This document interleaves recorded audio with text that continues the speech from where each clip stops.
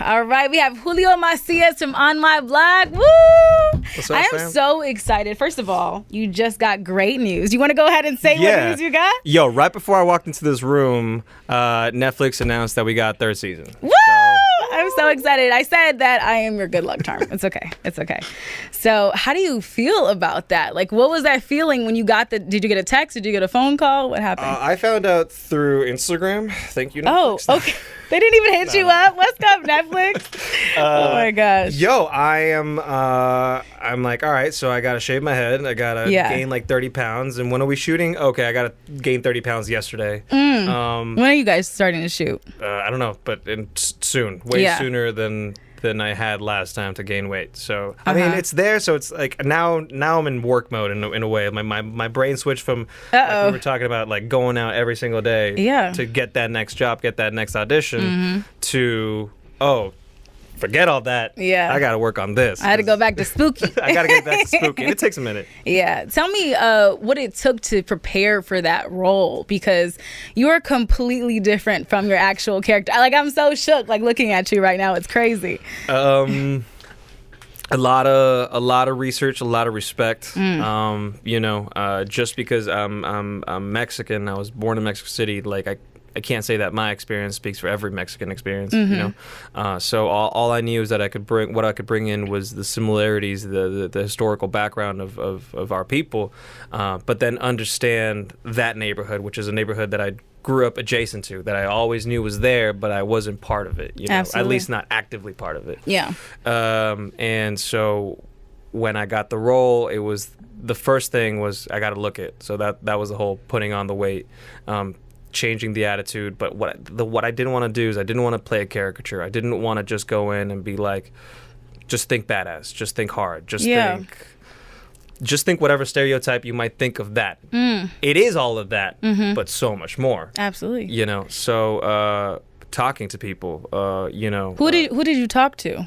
My friend lives in Boyle Heights, so it's just literally walking around shooting the shit, without getting into like too much trouble, or there are definitely areas where you shouldn't be just walking around for the heck of it.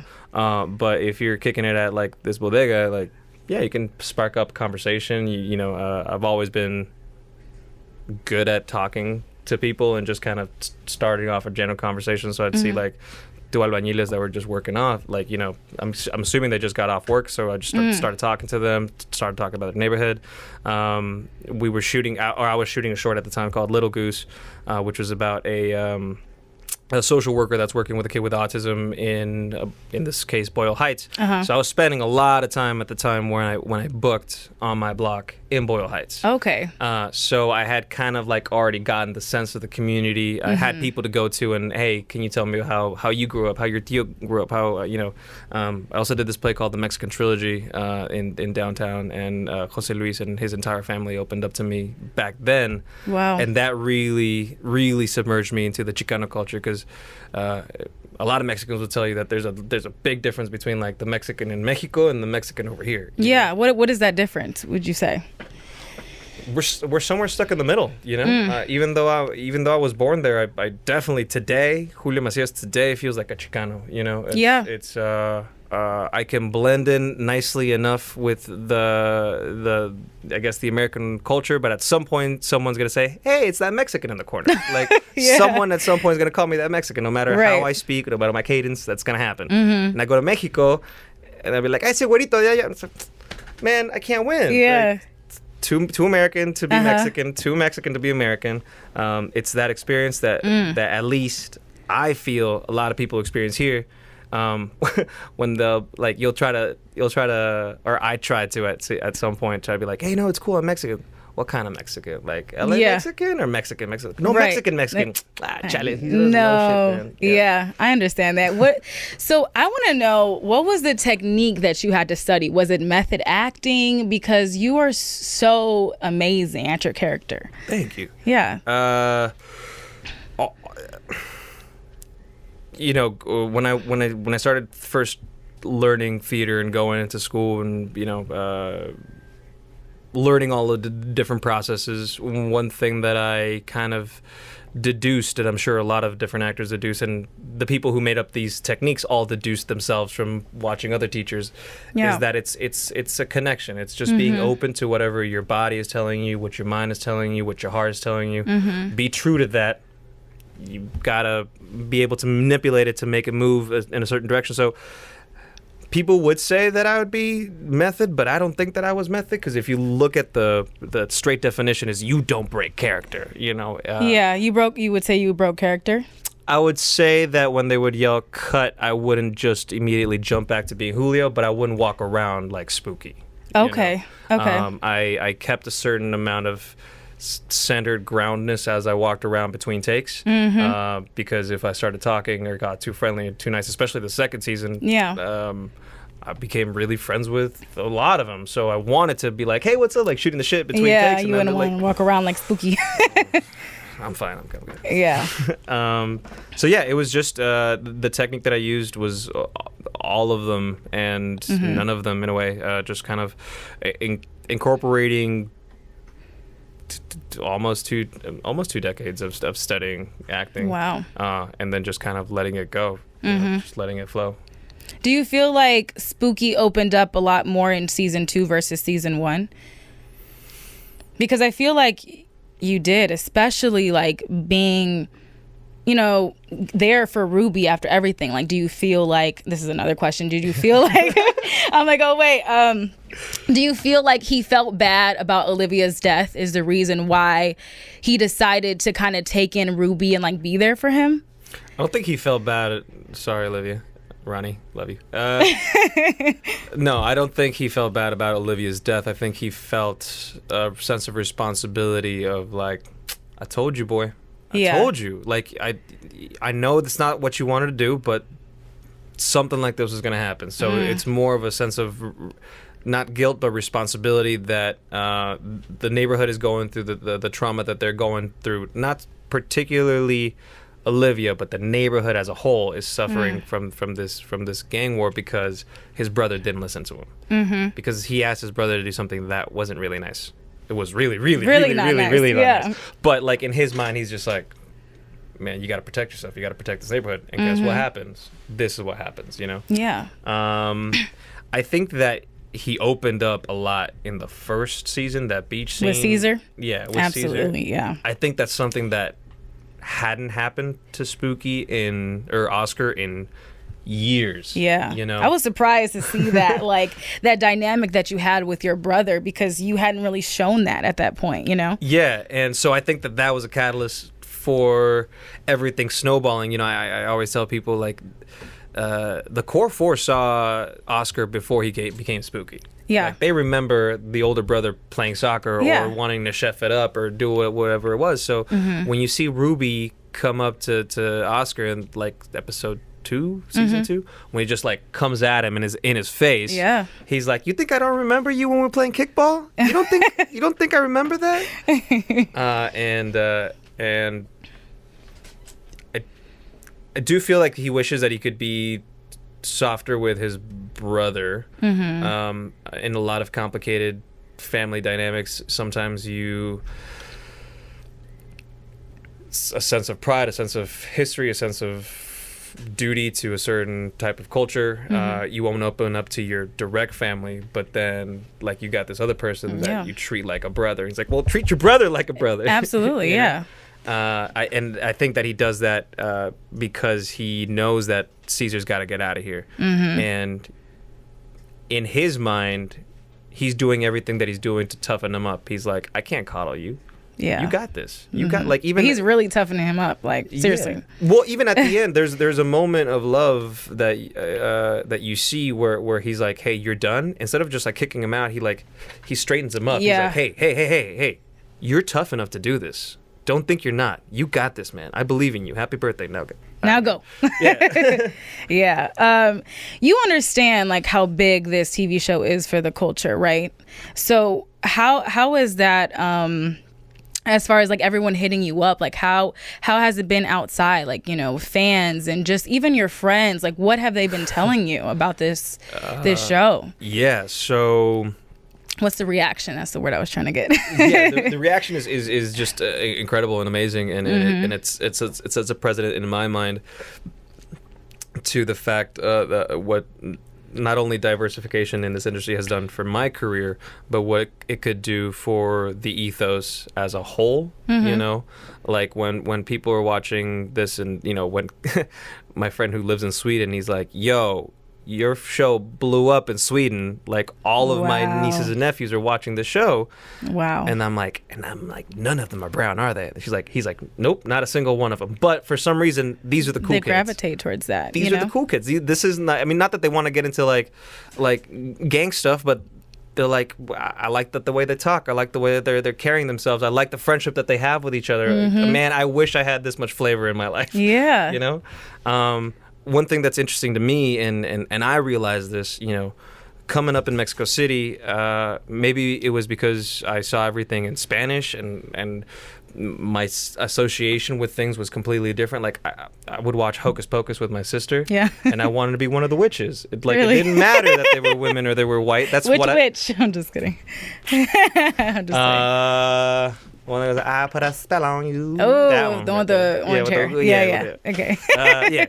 So, like, I wanted to play her, and it never crossed my mind the idea of representation until I started hearing it. And then when I booked this, and then kids coming up to me and saying, "Yo, I saw myself represented," I was like, "What are you talking about? There's so many."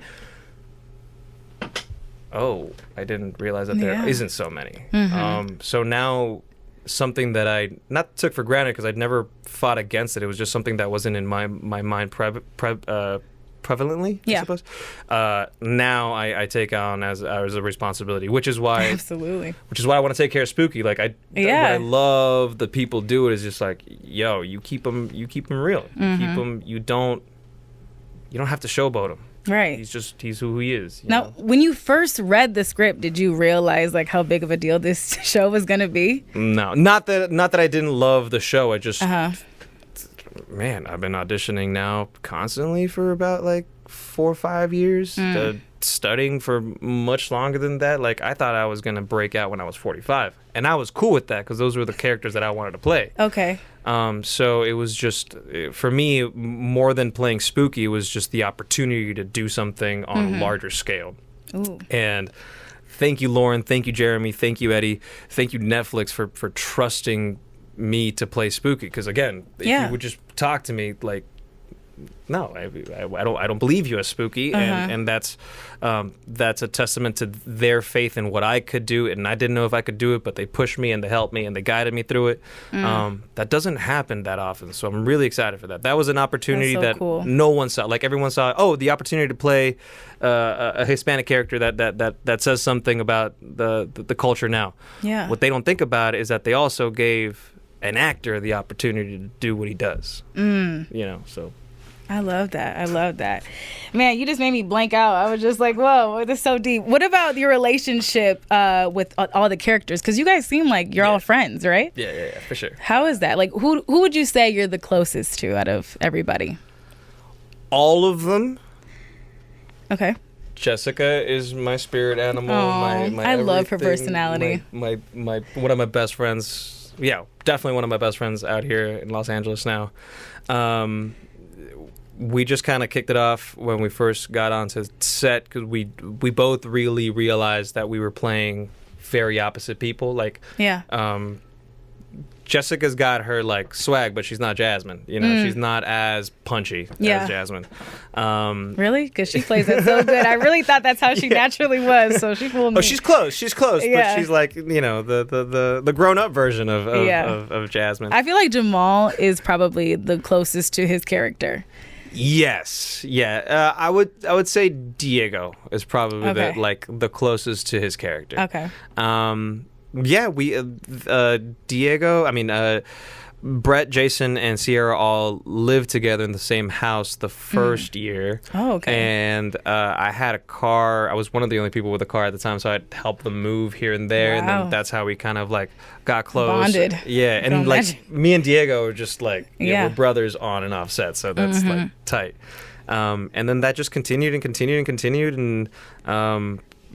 my house, my little pad, it kind of turned into the on my block pad, I guess. Yeah, people just coming That's through. funny. And like today, Jason had to do a self-tape and call Jessica over. Jessica shows up like half an hour, like, oh, don't you love how our little boy fucking hits me up like an hour before I'm supposed to be here, and Prince has got to take his time. Oh. And then right after we finished the self-tape, and he's like, yo, boy, I gotta buy you a hamburger. I'm like, yeah, you gotta buy me a burger, dog.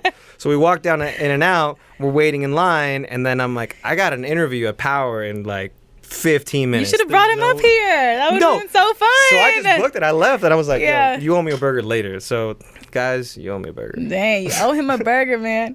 When you walked in, did you originally want to audition for Spooky? Like, how did that? Could you choose which character you wanted to audition for? No. They just sent me the sides for Spooky, and the sides were the beach scene. That was the first. Wow. Yeah. So when my agent sent me, it's like, yo, it's a thug, it's a gangbanger. What do you think? You want to do it? I was just like, man, right now, just send me what you got. You know. Yeah. And I read it, and that seemed different to me. That just like, okay.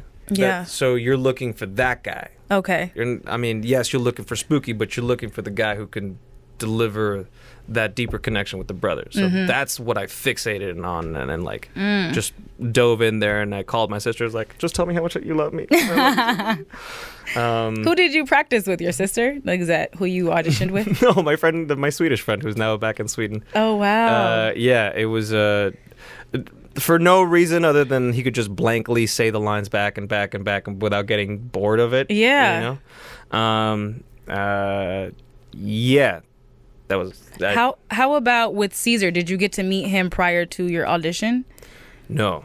You didn't. You guys just kind of walked in and just did it? Did the read? Yeah, actually, I think you can see the building where we auditioned from. Oh, wow. Here. Yeah. Is it Warner Brother lot? No. It's a little bit to the right. Oh. I think behind Warner Brothers, yeah. Oh, okay. And I show up. I go inside to where they're holding most of the other actors. There was about 2 to 3 different actors per role. Yeah. So everyone's kind of getting to know each other, being nice, being a little side-eye, like, this guy can't do it. No. Really? That's how intense it is when you walk in? I try not to do it like that, but there are people in there that their whole game is to psych you out. Oh, I've been to an audition before, and the girl was literally trying to talk to me and just like ask me questions, and you're trying to be focused and like read your lines, and it's just like, it's crazy how like intense it could be. People have no idea. It gets in there, and you know what? Yeah. Sorry, Diego, I'm gonna put you on the spot. He got a little flashy because he's got a confidence. Oh, snap. It's by no means is it cocky. It's a confidence in the fact that I know that I want this. I know that I can do it. And if you let me do it, I will do it with respect. Right? But he's confident about that, right? Yeah. So when we first meet each other, he's coming out of the room with, I guess, the other kid, the other actor that was playing Spooky, or he was with the other actress that was playing Monse. I'm not really sure. But he walks into the room, and we're both wearing the exact same thing. Oh, really? Like jeans, Chucks, and a black tee. Yeah. Right? It was like... All right, and he points at me, goes, Oscar? And I go, Caesar? He goes, yeah, what's up, homie? And we just got up, and from that moment, like, we just started running lines with each other, and I guess when they came out to check on everybody, they saw us just in the corner, like, getting it, and he's like, all right, so you two are paired up. Stay over there, do your thing. Yeah. And Diego was like, "Hey, man, I'm this scene. I like, is it okay if I get physical with you? Like, is it all right if I push you? It's like, as long as you don't hurt me. Like, yeah, like I don't mind." And he's like, "Do you?" And I said, "Do you mind if I?" And he's like, "No, you can hurt me, man. You can throw me through the wall." I was like, "Well, I won't do that." At least he asked you, because I would have been like, "Look, listen." Like, I won't throw you through the wall, but like, if you want, yeah, let's, like, I trust you. Like, you trust me. Let's do this. And we went in there, and there was this moment where I wasn't expecting it, and I'm just reading my line, doing this, and he's like, you lied to me, and then he like pushes me, but like, do you fall? No, but I felt like my soul came out, kind of like what's it called, Doctor Strange, when he gets like doing the major. What? And I came back, and Spooky at that minute, like, just clicked in my head. Wow. And I grabbed him, and it wasn't violent. It was just here, and it was stern, and it was like, if if I am ever a father, I hope that never comes out. Right. Because it was just boom, and it was direct, and we both felt it. The room felt it. It was that was a moment where it was like, if I get this part, we can really make this work. So do you feel like because you were partnered up with Caesar that's helped you get the role? Do you think that that dynamic really helped with your audition? Yeah, I think that I could have played the tough aspects of it, till the cows came home, to a blank wall with someone just reading me the lines. The love, the connection, the reason that I get so angry is because you won't listen to me, and all I want to do is, if I could just like play you like a game or something to show you the right way, or at least the right way that I would. So all of that anger is coming out of frustration, and again, that sense of responsibility. Absolutely. Yeah. And I think that just Diego, being the incredibly open and generous actor that he is, came with that, and it clicked. So that's awesome. Do you feel like you have a favorite episode between the 2 seasons so far? Whether you're in it or you're not. I liked our party scene. Okay. Where Ruby gets to rap. Where he gets, when he raps? Yeah, when he raps. I know, I was really shocked. He actually sounded pretty good. Yeah, I was like, okay. So there was a couple of other scenes that were shot in that didn't end up. And I get it, and again, wouldn't never mess with the story, but that was a very fun day to shoot. Because you saw a little bit more of like me and Mario's friendship, and like where did that come up and start from, and like, since we're essentially almost the same age, how did that happen? Also just the idea that there was a moment where I explored that I didn't want there to be any more turf wars. I mean, they touch upon is like, why do you think this is all gone? It's because of me. It's because of me that there's nothing going on. Yeah. But there was a little bit of a longer conversation in that scene that didn't make it, but because everyone's like, yeah, let's go get him, right? Yeah. There was a moment where, like, you see Spooky being like, well, I'm not going to say no because it's like, it's ride or die, but this is not what I wanted, It was definitely a plot twist when I saw in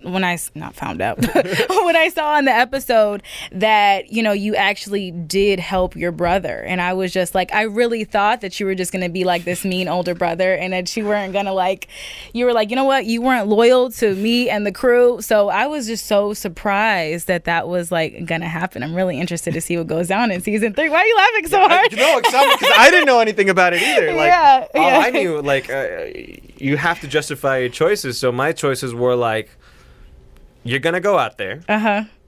I can coddle you until you get out there, or I can get you ready the only way that I know how to get you ready. And then when this happened, I was just like you. When I read it, I was like, okay, oh my God, all right, I'm gonna help him. I know, I was like, finally, yeah. If you could give any advice to Spooky, what would it be? Stop playing, dude. No. That simple? No.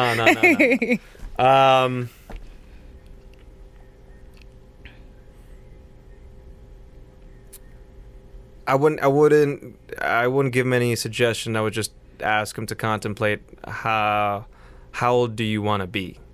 How old do you want to get? Okay. What age do you want to get to? Do you want to be an old man? Is that something that you've ever thought about? Or are you pushing the age where you're like, damn, I thought I would have been dead by now? Wow. That's deep. Just think upon that. Yeah. Now, what advice would you give to young aspiring actors that are really trying to make it? Anything else, do it now. No, don't say that. No, I'm kidding. No. Be versatile. Okay. And that means learn more than just your part. And I'm not talking about the other actors. I'm talking about the cameraman, the sound guys, the directors, the producers. If you're like, I don't care about all that, it's going to show that you don't care about any of that because it's a village, and you get held up on production when someone is just acting incredibly selfishly in their own one little cog. We got a machine to run here, so be informed about what other people's jobs are, because it'll make you a better actor for it. Wow. Well, thank you, Julio Macias, for joining me on my blog, Power 106. Thank you so much.